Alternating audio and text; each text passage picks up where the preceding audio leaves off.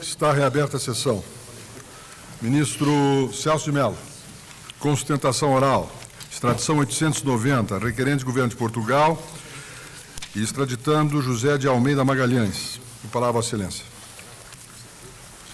Senhor Presidente, trata-se de pedido de extradição passiva de caráter instrutório, formulado pelo Governo de Portugal e encaminhado a esta Corte pelo senhor Ministro de Estado da Justiça, com fundamento na nota verbal número tal, que foi apresentada de modo regular por via diplomática ao governo brasileiro. O pedido ora deduzido, fundamentado na existência de tratado de extradição bilateral específico, promulgado pelo decreto número tal, objetiva a entrega extradicional de José de Almeida Magalhães, súdito português, que é acusado na República Portuguesa da suposta prática dos delitos de aspas, associação de delinquentes, fecha aspas, e de aspas, tráfico de estupefacientes, fecha aspas. A postulação, ora deduzida pelo Estado requerente, acha-se instruída com os documentos exigidos, tanto pelo Estatuto do Estrangeiro, quanto pelo Tratado de Extradição Brasil-Portugal, artigo tal. O ora extraditando, atualmente preso na Superintendência Regional do Departamento de Polícia Federal em Manaus, no Amazonas, foi interrogado por magistrada federal de primeira instância, a quem deleguei a prática desse ato processual. O ora extraditando, por 2 vezes, formulou pedido de revogação de sua prisão cautelar, o que, em ambas oportunidades, foi por mim indeferido. Cumpre registrar ainda que o ora extraditando está sendo processado perante a Justiça Federal Brasileira, processo tal, segunda Vara Federal de Manaus, Seção Judiciária do Estado do Amazonas, pela suposta prática em coautoria das infrações penais tipificadas nos artigos 12, caput, vale dizer, tráfico internacional de entorpecentes, e 14, associação para a prática desse mesmo delito, ambos combinados com o artigo 18, inciso 1º, a internacionalidade do ato, da lei tal. Impede assinalar neste ponto que a denúncia apresentada nos autos do referido processo-crime foi julgada parcialmente procedente pela Justiça Federal Brasileira, tendo sido o ora extraditando condenado pela Justiça Federal Brasileira pela prática do ilícito penal tipificado no artigo 14, combinado com o artigo 18, inciso 1º, da Lei 6368 de 76, vale dizer, condenado pela prática do crime de associação para a prática de tráfico internacional de entorpecentes e absolvido nos termos do artigo 386, inciso 6º do CPP, no que concerne ao delito de ilícita comercialização internacional de drogas, inscrito no artigo 12 da Lei 6368 de 76. Os recursos de apelação interpostos tanto pelo Ministério Público Federal, que se insurge contra a absolvição decretada em favor do ora extraditando pela Justiça Federal Brasileira, que o absolveu da suposta prática do crime de tráfico internacional de entorpecentes, como pelo ora extraditando, que também impugna a sua condenação pela prática de associação criminosa para o tráfico internacional. Tais recursos encontram-se, conforme noticia a página oficial que o Egrégio Tribunal Regional Federal da Primeira Região mantém na internet, até hoje, pouco antes do julgamento, conferi isso outra vez, encontram-se pendentes de julgamento perante tal corte judiciária, apelação criminal número tal. O súdito estrangeiro em questão, ao oferecer tempestivamente, por intermédio de advogado por ele regularmente constituído, a pertinente peça de defesa, propugnou pela denegação deste pedido extradicional, sustentando essencialmente, para tanto, aspas, a identidade do crime pelo qual foi absolvido no Brasil e o crime pelo qual foi requerida a extradição, fecha aspas, considerada a regra do artigo 77, inciso 15, da Lei 6815 de 80. 2. A impossibilidade de se deferir pedido de extradição quando se tratar, como no caso, de português com residência permanente no país. eis que, segundo afirma, a norma constante da Convenção sobre Igualdade de Direitos e Deveres entre Brasileiros e Portugueses, 71, que permite a extradição de portugueses apenas para Portugal e que exige a manifestação de vontade do nacional português para que adquira os direitos inerentes aos brasileiros, está completamente revogada pela Constituição Federal de 88. E 3, a inadmissibilidade da presente extradição quando, consoante alegado na defesa, aspas, o extraditando tenha filhos brasileiros que dependem do seu trabalho, fecha aspas.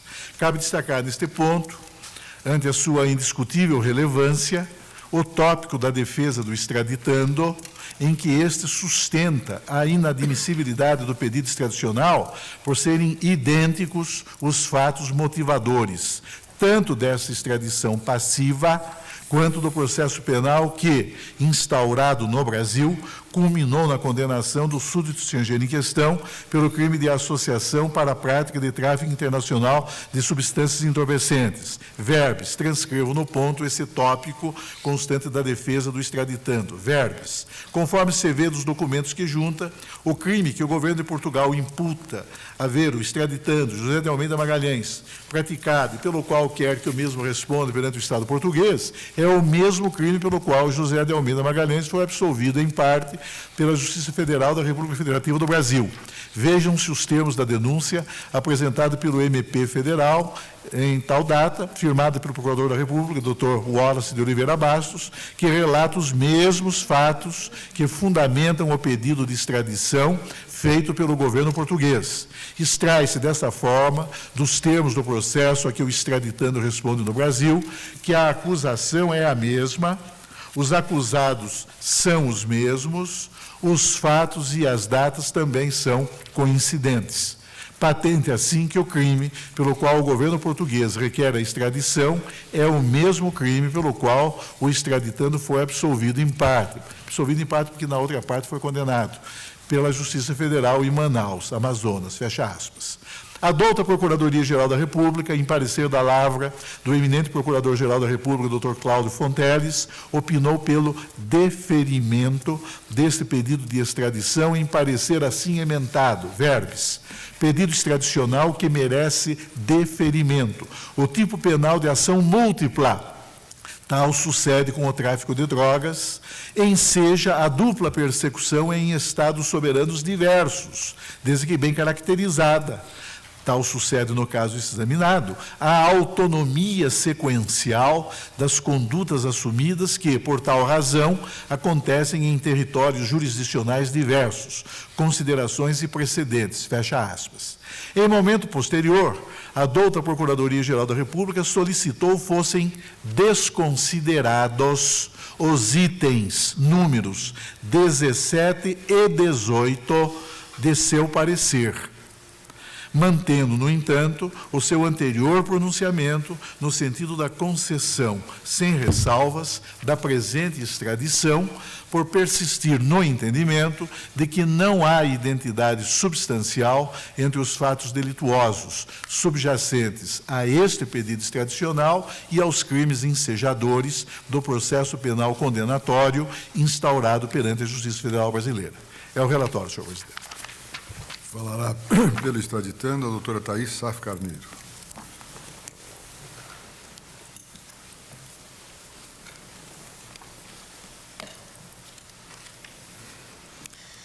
Excelentíssimo senhor presidente do Supremo Tribunal Federal, excelentíssima senhora ministra do Supremo Tribunal Federal, excelentíssimos senhores ministros do STF, excelentíssimo senhor procurador-geral da República, como bem relatado pelo excelentíssimo senhor relator Celso de Mello, o presente feito trata do pedido de extradição do governo português em desfavor de José de Almeida Magalhães pelos crimes relacionados ao tráfico de estupefacientes, segundo a Lei 430/73 do governo português, e a associação de delinquentes.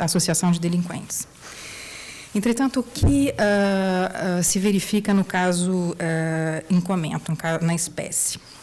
Uma vez efetuada a denúncia do Tribunal Judicial da Comarca de Vila Verde, no Estado de Portugal, todos os documentos relativos, tanto à denúncia quanto à ação penal, foram encaminhados para o Estado do Amazonas para a Justiça Federal de Manaus, local de residência do extraditando há mais de 20 anos no Brasil.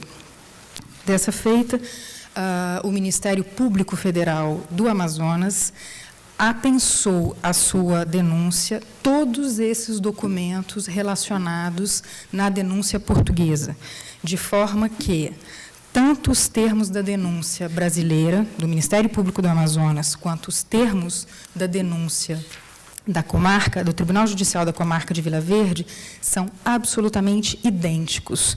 A denúncia portuguesa, inclusive, é bastante detalhada e ela traz de forma cronológica os fatos relativos ao suposto tráfico de entorpecentes no período de 1987 a 1988, quando a quadrilha foi, então, desbaratada por policiais portugueses ao desembarcar no aeroporto de Lisboa. Então, repito, todos os atos de ambas as denúncias referem-se aos anos de 1987 e 1988. A identidade é absoluta entre as duas denúncias, o grama exato. Explico. Foram enviadas por diversas vezes quantidades de droga, cocaína especificamente, de Manaus para Portugal, muitas vezes via Madrid. Numa dessas oportunidades, a denúncia da comarca de Vila Verde relata que a quantidade apreendida foi de 4,403 gramas, na verdade, 4.403 gramas de droga.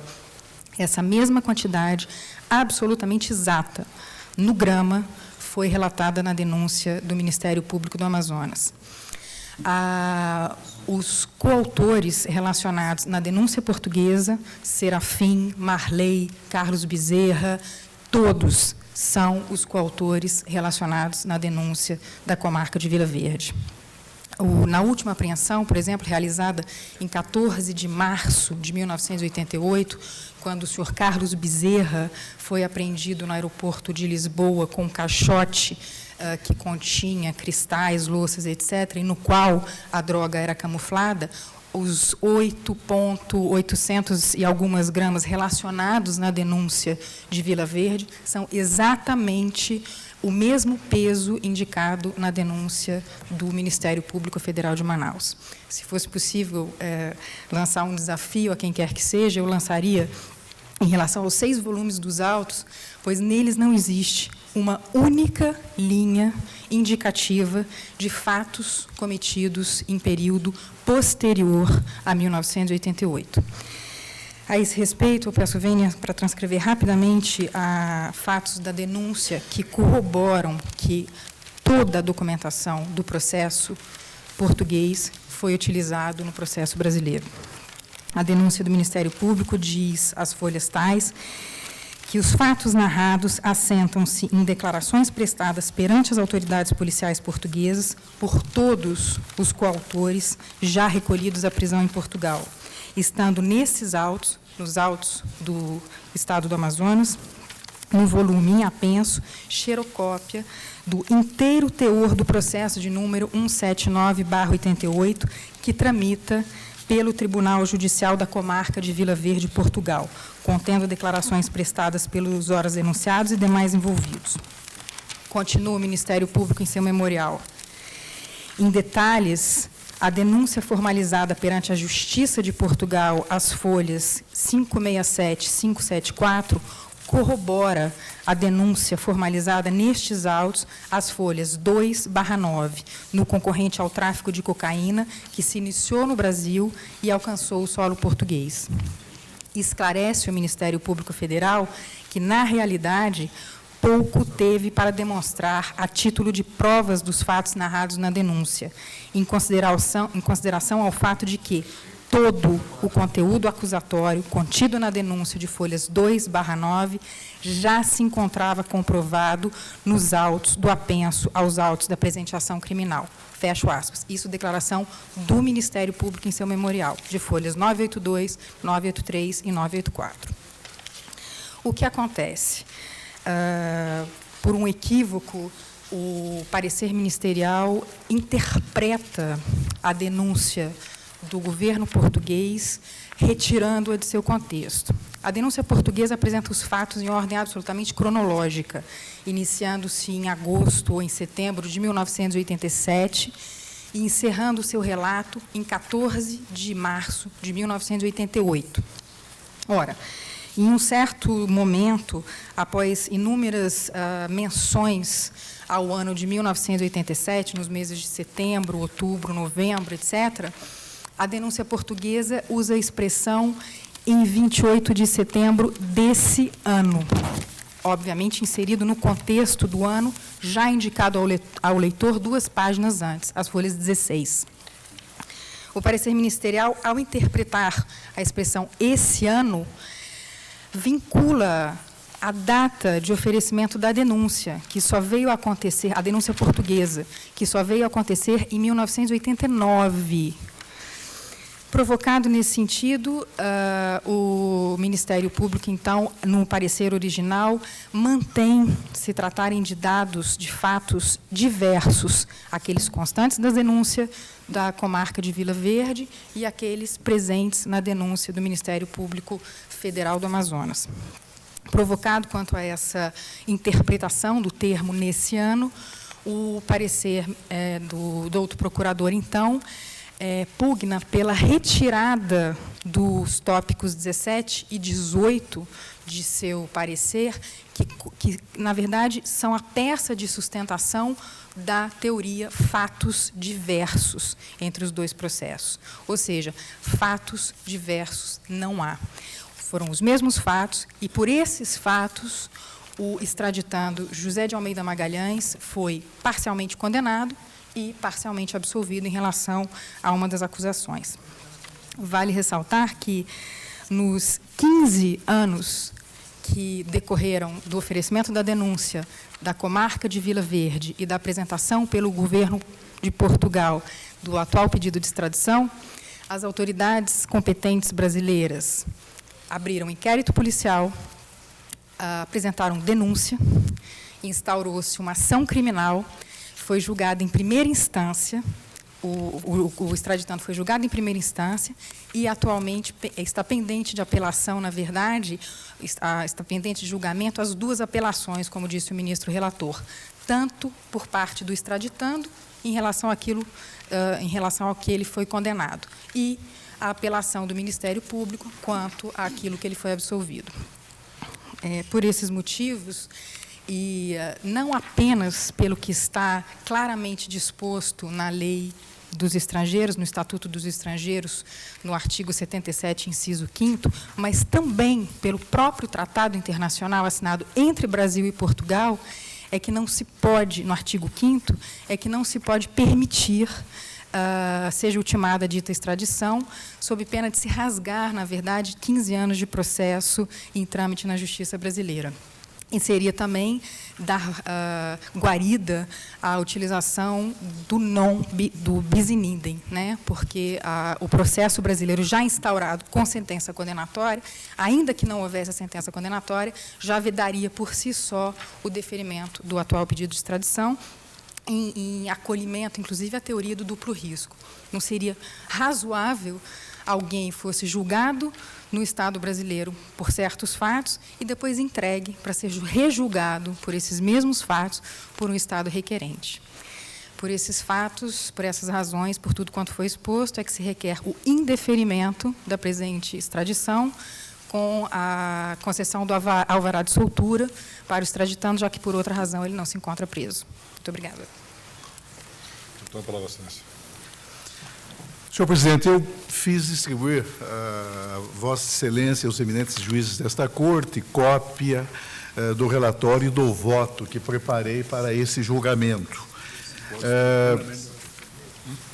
Isso permitirá, digamos, a aferição mais fácil e objetiva exatamente dessa questão básica que me parece subordinante das demais. Dispensará também a leitura das peças que são... Exatamente, não é? Trata-se de extradição passiva, de natureza instrutória, requerida pela República Portuguesa, que, com fundamento no Tratado de Extradição que celebrou com o governo do Brasil, postula a entrega do nacional português José de Almeida Magalhães. Os delitos imputados a ora extraditando, cuja alegada prática motivou a formulação deste pedido extradicional, compreendem os crimes, primeiro, de formação de quadrilha, constituída para comercialização de substâncias entorpecentes, artigos tais da legislação portuguesa, e segundo, de tráfico ilícito de substâncias estupefacientes ou psicotrópicas, artigos tais da legislação penal portuguesa. Sustenta o ora extraditando em sua peça de defesa.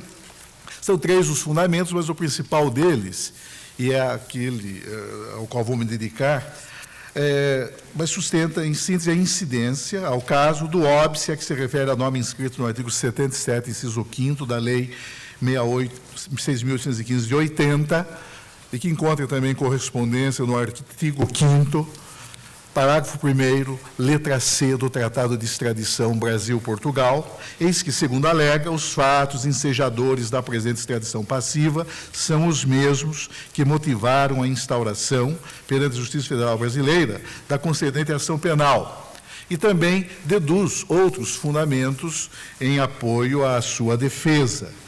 Quanto aos outros fundamentos, eu devo registrar, como já salientei no voto, que constituem matérias sobre as quais o plenário desta Corte já se pronunciou algumas vezes, inclusive sob a égide da vigente Constituição da República, e por essa razão eu menciono os diversos precedentes a respeito de cada um desses 2 fundamentos, no sentido de afastá-los. Mas, senhor presidente, e indico a página 17 do voto, vou analisar especificamente este outro fundamento que me parece de inquestionável relevo e que foi deduzido pelo extraditando por intermédio de sua ilustrada defesa, em que se sustenta a inadmissibilidade desta extradição em face da norma vedatória inscrita no artigo 77, inciso 5º do Estatuto do Estrangeiro e no artigo 5º, parágrafo 1º, letra C do Tratado de Extradição Brasil-Portugal. E já passando à página 18. Refiro-me à afirmação feita pelo ora extraditando de que os fatos ensejadores da presente extradição passiva seriam os mesmos que motivaram a instauração pelo Ministério Público Brasileiro da pertinente ação penal. Com efeito, cumpre referir neste ponto, consoante já assinalado no relatório, que pende contra o ora extraditando o processo penal que, instaurado por iniciativa do MP brasileiro perante a Justiça Federal da Seção Judiciária do Amazonas, veiculou a imputação contra José de Almeida Magalhães, o ora extraditando, da prática em coautoria dos delitos de associação criminosa para comercialização internacional de tóxicos e de tráfico internacional de substâncias entorpecentes, artigos tais da Lei Penal Brasileira. Impõe-se registrar por relevante que o súdito português em questão foi absolvido pela Justiça Federal de primeira instância na Seção Judiciária do Estado do Amazonas, no que se refere à imputação penal concernente ao delito de tráfico internacional de substâncias entorpecentes, restando condenado unicamente a pena de 8 anos de reclusão e multa por associação criminosa para a prática de comercialização internacional de tóxicos.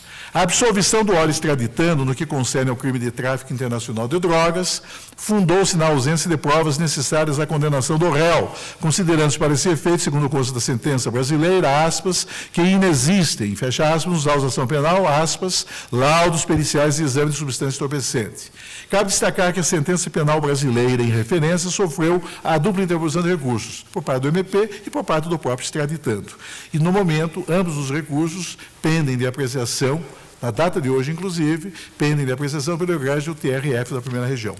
Torna-se relevante acentuar no ponto que, ao contrário do que sustentado pela douta Procuradoria-Geral da República, registra-se, no caso, a meu juízo, senhores ministros, absoluta identidade, registra-se, no caso, absoluta identidade entre os fatos delituosos pertinentes aos crimes de tráfico internacional de drogas e de associação criminosa para a comercialização de substâncias entorpecentes, os quais, embora subjacentes ao pedido extradicional formulado pelo Estado ora requerente, constituíram também eles objeto de persecução penal por iniciativa das autoridades brasileiras, Tanto que, instaurado o competente procedimento acusatório perante a Justiça Federal de primeira instância, veio extraditando a ser efetivamente condenado no Brasil pelo crime de associação para a prática de tráfico internacional, artigo 14 da lei brasileira, e absolvido ante a ausência de prova pericial adequada da imputação penal relativa ao delito de tráfico internacional de drogas. Na realidade, a própria leitura da peça acusatória deduzida pelo MP federal, portanto brasileiro, evidencia de maneira extremamente objetiva que os eventos criminosos motivadores da presente ação de extradição passiva, ajuizada contra o ora extraditando, identificam-se em todos os seus aspectos e elementos circunstanciais com os fatos que geraram no Brasil a instauração da persecutio crimes já referida. A integral identidade entre os fatos que ensejaram, de um lado, a instauração no Brasil de processo penal contra o ora extraditando e que motivaram, de outro, o presente pedido de extradição requerido pela República Portuguesa, tanto mais se evidencia essa integral identidade, tanto mais se evidencia quando se considera que a própria denúncia oferecida pelo MP brasileiro apoia-se essencialmente no procedimento investigatório que, realizado em Portugal, justificou a abertura naquele país contra José de Almeida Magalhães, o ora extraditando, do procedimento penal número tal, que deu causa à formulação deste pedido extradicional. Tanto é assim que a carta rogatória, de caráter citatório, extraída nos autos da referida ação penal brasileira, dirigida ao presidente do Tribunal Judicial da Comarca de Vila Verde, Portugal, para efeito de citação de determinado corréu português, que figura ao lado do extraditando como litisconsorte passivo no processo penal que tramita no Brasil, veio a ser instruída ela também com os mesmos documentos que acompanham este pedido de extradição e que se referem ineludivelmente aos mesmos fatos.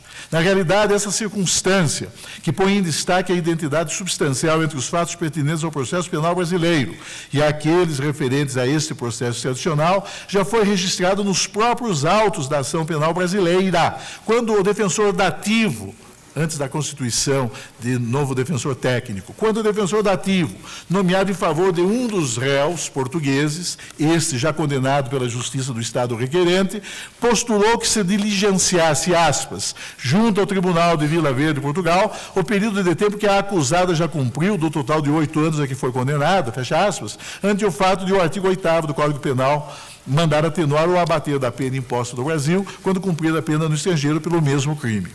O que se pode observar da leitura dos autos é que o mesmo procedimento investigatório instaurado em Portugal contra o ora extraditando e demais coautores para fins de apuração dos fatos delituosos a eles atribuídos, tráfico internacional de entorpecentes de um lado e associação criminosa para a prática desse mesmo delito de outro, motivou a dupla instauração, tanto no Brasil quanto em Portugal, de idênticos processos penais, um dos quais importou na condenação pela Justiça brasileira de José de Almeida Magalhães, ora extraditando, havendo outro procedimento persecutório, ora tramitando perante a Justiça Portuguesa, ensejado a formulação deste pedido extradicional, tudo a atestar a clara, evidente e inquestionável identidade substancial dos fatos pertinentes aos episódios delituosos narrados, quer pelo MP português, quer pelo MP brasileiro. Com efeito, a página 23, a peça acusatória que é apresentada em Portugal deu início ao processo penal a que se refere a presente extradição, assim descreve os fatos imputados à ora extraditando e aos demais corréus. Eu transcrevi essa imputação penal deduzida pelo MP português, está nas páginas 23 a 27. Na verdade, se nós colocássemos um espelho, esse espelho iria refletir de ambos os lados, não é, o mesmo conteúdo de que se acham impregnadas as peças acusatórias, tanto aquela formalizada pelo MP federal no Brasil, como aquela deduzida pelo Ministério Público em Portugal. E mais à frente eu vou exatamente destacar de ambas as peças os pontos coincidentes, e não são apenas acidentalmente coincidentes. Não, pelo contrário, são exatamente os mesmos, inclusive em matéria de peso. Até o peso dos volumes é exatamente o mesmo. A ilustre advogada salientou. É verdade. Tanto o peso referido na denúncia brasileira, quanto o peso referido na denúncia portuguesa. Digo eu na página 27, depois dessa transcrição da acusação penal portuguesa. A denúncia oferecida pelo MP brasileiro, por sua vez, narra os seguintes eventos delituosos, em tudo idênticos, quanto às circunstâncias de tempo, de pessoas, de local e de execução. O modus operandi é exatamente o mesmo, aos veiculados na acusação penal deduzida pelo MP português. E entre as páginas 27 e 32, eu transcrevo o teor da denúncia oferecida pelo MP federal perante a Seção Judiciária do Estado do Amazonas. E digo, a partir da página 32, na página 32, na realidade, o cotejo analítico das peças acusatórias oferecidas tanto no Brasil como em Portugal coloca em destaque os seguintes aspectos, todos eles confirmadores da referida situação de identidade material corretamente invocada pela defesa do óleo extraditando. Primeiro, a data dos fatos em ambas as denúncias situa-se entre 87 e 14 de março de 88. Denúncias tanto do MP brasileiro como do MP português. 2. A conduta imputada a José de Almeida Magalhães, o extraditando, e aos demais correios é absolutamente idêntica. 3. O modus operandi, em ambos os casos, utilização de caixas de louças e de sacos de café no transporte das drogas, não é, destinados aos pais do ora extraditando, geralmente à mãe dele, é o mesmo. 4. A apreensão, que culminou com o fim das atividades delituosas da quadrilha, tanto no Brasil quanto em Portugal, ocorreu em 14 de março de 88, no aeroporto português de Pedras Rubras, quando o brasileiro Marcos Gomes Bezerra, ao desembarcar do mesmo voo da Varig, o voo 700, com os mesmos 2 caixotes contendo as já referidas peças de cristal, nos quais havia aproximadamente 8,5 kg, eu disse aproximadamente, dá 8,4 kg e tantos gramas de cocaína, foi preso por autoridades portuguesas que assim puseram termo às operações criminosas dirigidas a partir do Brasil pelo óleo extraditando, o que explica a instauração também contra ele na Seção Judiciária do Estado do Amazonas do concernente procedimento penal condenatório. Torna-se relevante observar ainda, sempre no sentido da constatação na espécie, da rigorosa identidade dos fatos pertinentes ao processo penal brasileiro e ao processo penal português, este deu causa à presente extradição, que os acusados pelo MP português, menciono aqui, páginas 33 e 34, José de Almeida Magalhães, o ora extraditando, Carlos Armando Souza, que é um tenente-coronel do Exército Brasileiro, Messias de Almeida Lima, além de Marcos Gomes Bezerra, que foi preso em flagrante em Portugal, são precisamente os mesmos réus que vieram a ser acusados pelo MP brasileiro perante a Justiça Federal da Seção Judiciária do Estado do Amazonas. A confirmar também a essencial identidade entre os fatos delituosos subjacentes ao processo penal brasileiro e ao processo penal português está o incidente descrito em ambas as denúncias, incidente este referente aqui ao abandono no aeroporto de Lisboa por Messias de Almeida Lima, réu em Portugal e réu no Brasil, e por Fernando Frutuoso, mencionado por conduta idêntica em ambas as denúncias, de mala contendo exatos 4.403 gramas de cocaína, peso igualmente referido nas peças acusatórias do MP brasileiro e do MP português, o que motivou a apreensão pelos agentes alfandegários portugueses de tal volume. Eis que, como assinalado em ambos os processos penais, o contacto desses autores da prática delituosa que era um funcionário do aeroporto de Lisboa, denominado Rodrigues, não compareceu ao encontro que havia sido previamente agendado entre eles. Observe-se, portanto, que são rigorosamente os mesmos os fatos ensejadores da ação penal movida pelo MP brasileiro e justificadores da formulação da presente extradição passiva. A existência de persecução penal instaurada contra o ora extraditando, por determinação das autoridades brasileiras competentes, motivada pela prática dos mesmos fatos delituosos subjacentes ao pedido extradicional, obsta, nos termos do artigo 77, inciso 5º do Estatuto do Estrangeiro, o acolhimento da postulação deduzida pelo Estado requerente, sob pena de, em assim não sendo, transgredir-se o princípio que consagra o non bis in idem. Não se pode perder de perspectiva, nesse ponto, digo eu, a página 35 do voto, que o súdito estrangeiro, que já está sendo submetido, por iniciativa das autoridades brasileiras, a atos de persecução penal, por suposta prática dos mesmos delitos em que se funda o pedido extradicional, não pode ser extraditado pelo governo do Brasil, por se tratar de hipótese de extradição vedada pelo ordenamento positivo nacional, ainda mais quando extraditando, tal como ocorre no caso, venha a ser absolvido por um dos crimes que motivam o pleito extradicional, que é o tráfico internacional de entorpecentes, e condenado pela outra infração penal, que é a associação criminosa para a prática do comércio ilícito de estupefacientes.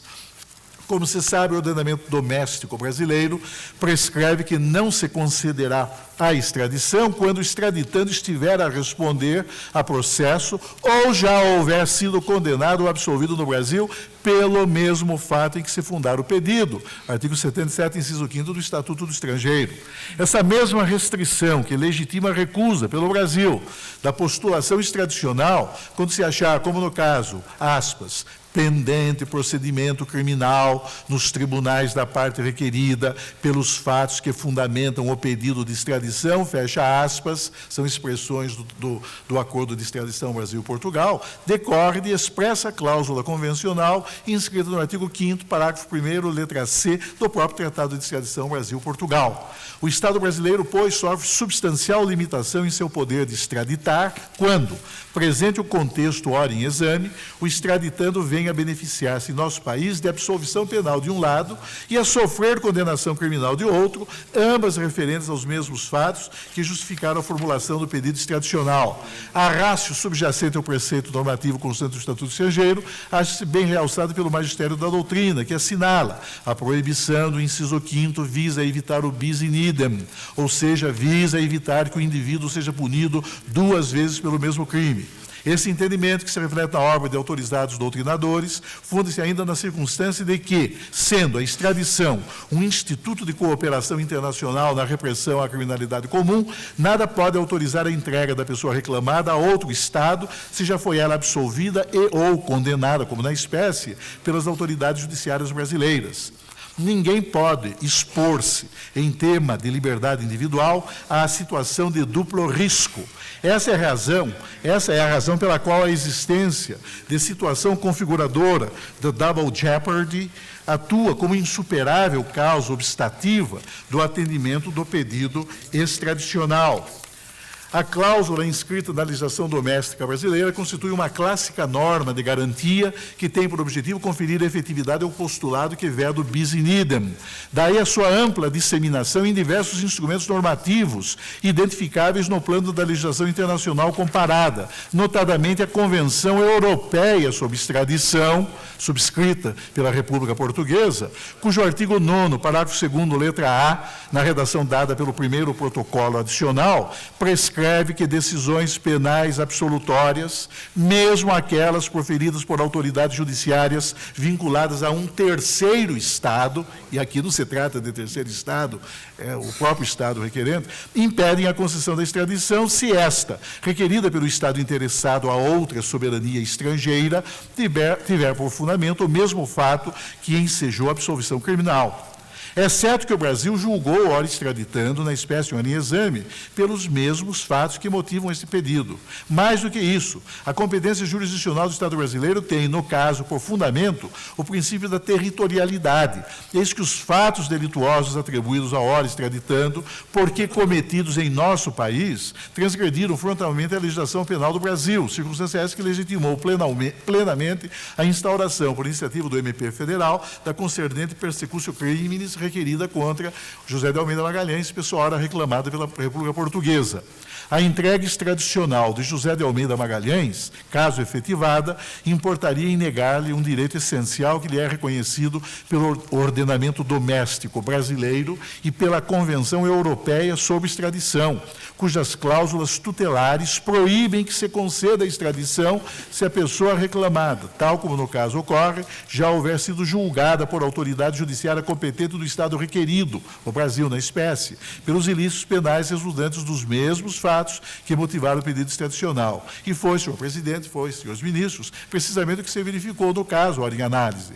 Tal circunstância justifica, consoante já referido e na linha de precedentes firmados pelo Supremo, sempre no que concerne aos delitos sujeitos à jurisdição penal doméstica, o indeferimento da postulação extradicional, pois o ordenamento jurídico nacional, ao fixar a disciplina normativa do Instituto da Extradição Passiva, prescreve que essa medida de caráter extraordinário não será concedida se o súdito estrangeiro estiver a responder a processo penal ou já houver sido condenado e ou absolvido no Brasil pelos mesmos fatos em que se fundar o pedido. Menciono no seguinte parágrafo, páginas 40 e entre as páginas 40 e 42, os diversos precedentes. Cumpre salientar que o Supremo Tribunal, em sucessivos julgamentos, tem indeferido pedidos de extradição que, como no caso, apoiam-se em fatos idênticos aos que já ensejaram a instauração no Brasil da concernente persecutio criminis e que motivaram, eventualmente, a própria condenação e ou absolvição penal. Refiro a diversos precedentes da lavra do eminente ministro Pertence, do eminente ministro Veloso e outros dois de que fui relator, no sentido de que a identidade dos fatos obsta realmente a efetivação da entrega extradicional. Em suma, senhor presidente, apenas justificar-se-ia a invocação na espécie da Convenção Única de Nova York, celebrada em 61 e promulgada pelo Decreto 54.216/64, se os fatos subjacentes ao pedido extradicional e ao processo criminal instaurado perante a Justiça Federal Brasileira fossem substancialmente diversos, ainda que definidos em tipos penais formalmente idênticos. É por tal motivo que o Supremo Tribunal Federal, em diversos julgamentos, tem recusado a aplicabilidade a tal convenção, a Convenção Única de Nova York, fazendo prevalecer a norma vedatória, prevista no artigo 77, inciso 5º do Estatuto do Estrangeiro, sempre que o extraditando esteja sendo reclamado pelos mesmos fatos, cuja prática tenha motivado a instauração no Brasil do concernente procedimento persecutório, ainda mais quando o estrangeiro, tal como sucede na espécie desses autos, houver sido condenado, e aqui condenado e absolvido, não é, das imputações penais que, deduzidas pelo MP brasileiro, com apoio naqueles mesmos fatos, também tenham dado causa ao ajuizamento perante essa Corte da ação extradicional. Refiro-me aqui a alguns precedentes do plenário desta Corte, no sentido de que a extradição não é obstada se ocorre a condenação do extraditando no Brasil por fato diverso. Isso fica claro a partir da própria leitura das emendas cujo teor transcreva as páginas 43 e 44. Assim, senhor presidente, pelas razões expostas e por afastar os dois primeiros fundamentos do pedido, considerada a jurisprudência da Corte, mas cingindo-me a este tópico da defesa que me parece insuperável, eu indefiro esse pedido de extradição, ordenando-se, em consequência, a imediata expedição de alvará de soltura em favor de José de Almeida Magalhães, ora extraditando, se por al não estiver preso. Nesse sentido é o meu voto. Alguma divergência? Presidente, Apenas para ressaltar que o parecer da Procuradoria-Geral da República parte da premissa segundo a qual teríamos o envolvimento de fatos diversos. É certo que se pode chegar ao deferimento de extradição, mesmo estando extraditando a responder ao processo no Brasil, se, no caso, se tem modalidade criminosa estranha à envolvida no processo que corra na justiça brasileira. Presidente, devo também, nesta sentada, lembrar Calamandrei e fazer justiça à ilustre advogada que esteve na tribuna pela clareza da sustentação. Sua Excelência, a doutora Thaís Saf Carneiro, teve escola, a escola de um grande criminalista, o seu genitor, que foi presidente da seccional da Ordem dos Advogados do Brasil. É sempre bom percebermos o surgimento de novos valores na advocacia. Colocamos o resultado. O tribunal, por unanimidade, negou a extradição nos termos indeferiu a extradição nos termos do voto do relator. Ministro, a tua pertence. Inquérito 1512, autor Ministério Público Federal, em que é Inivaldo Ribeiro, indiciado, Aguinaldo Veloso Borges Ribeiro. Senhor presidente, o Ministério Público Federal, pelo ilustre subprocurador-geral Edson de Almeida, com aprovação do eminente Procurador-Geral da República, Cláudio Fonteles, ofereceu denúncia contra Enivaldo Ribeiro, deputado federal, Verpes. O Ministério Público veio oferecer denúncia contra Enivaldo Ribeiro, atualmente exercendo o mandato de deputado federal, etc. Consta do incluso inquérito que, em procedimento fiscalizatório conduzido pelo INSS Paraíba, foi constatado que o denunciante, dado na qualidade de representante legal da empresa Faça Comércio de Veículos, estabelecida à Rua Tal, deixou de recolher aos cofres da Previdência Social as contribuições previdenciárias descontadas mensalmente dos empregados da empresa, no período de janeiro de 95 a setembro de 95, no total de 43 mil e tantos. À época dos fatos, denunciado, além de sócio cotista, era o administrador legal da empresa. Assim, agindo, o denunciado infringiu em continuidade delitiva o artigo 95-D da Lei 8.212, combinado com o artigo 71 caput. Exposto, o Ministério Público requer seja o deputado federal citado, processado e condenado. Voto. Em 21, determinei a notificação do denunciado. O mandato de notificação foi cumprido. Recebeu a contrafé, lançou nota de ciência, etc. No prazo legal, protocolou a sua resposta escrita, na qual alega que a sua punibilidade encontra-se extinta.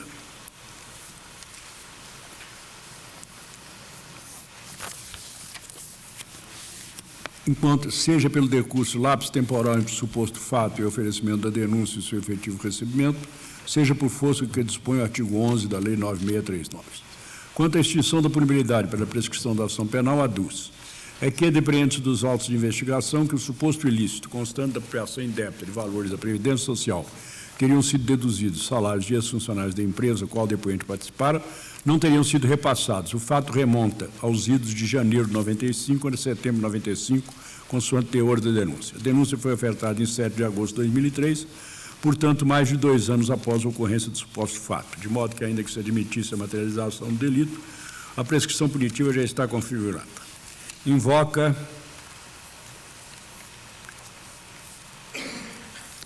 ainda a anistia prevista no artigo 11 da Lei 9.963, publicada em 26 de maio de 98, que transcreve: são anistiados, etc. São igualmente licenciados os demais responsabilizados.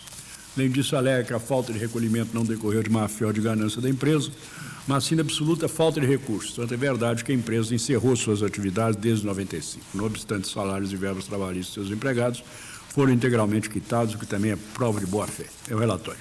Voto. Quanto à alegação de extinção da punibilidade, não tem razão o denunciado.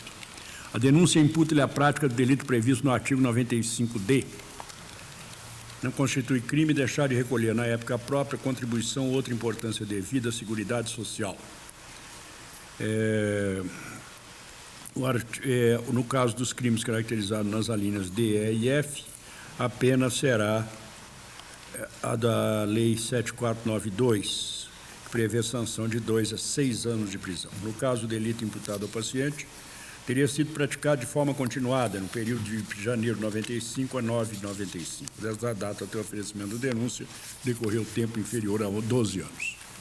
Nos termos do artigo 109, a prescrição regula pelo máximo, o preso mesmo e se verifica conforme inciso 3 em 2 anos. O mesmo prazo prescricional é aplicável se levado em consideração a sanção prevista pela nova Lei 9983 de 2000, que revogou o artigo 95 da Lei 8.201 e acrescentou a parte especial do Código Penal, o artigo 168-A, que prevê a apropriação indébita previdenciária.